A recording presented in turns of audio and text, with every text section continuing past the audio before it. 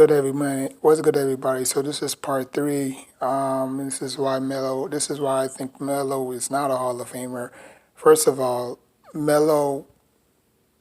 Okay, so let's backtrack, right? So Melo was in that 2003 draft class with Wade, Brosh, and LeBron, right?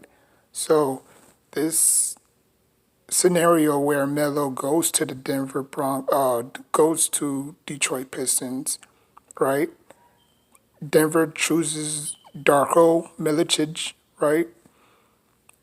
Melo goes there. He's coached up by a lot of great defensive players.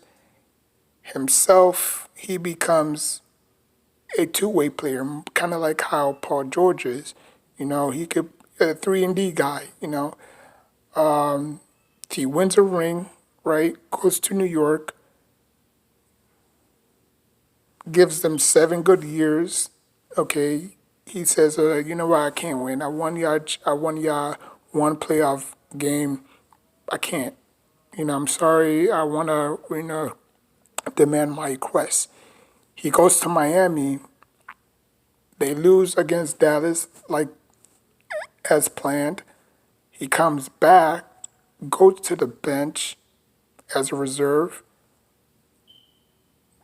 They win 2 more championships, beating the Oklahoma City Thunder and the Spurs. Obviously, the Spurs comes back and beats them. So Melo could have actually retired with 3 championships. Now, obviously, never to win MVP, but just his accolades alone, that would have been obviously enough to push him in the GOAT category.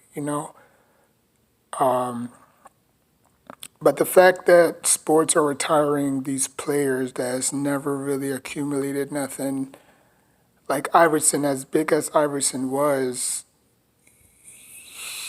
he was the same as Melo, right? Like he gave the 76ers everything he had. They tried to build around him, didn't work. You know what I'm saying? So, and this has nothing to do with Iverson. It's just, an example. But just imagine all that scenario takes place.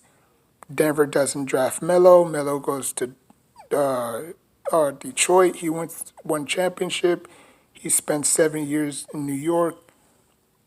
Says he can't do it anymore. He this and that. Demands a trade. Goes to the Heat. Wins 2 championships.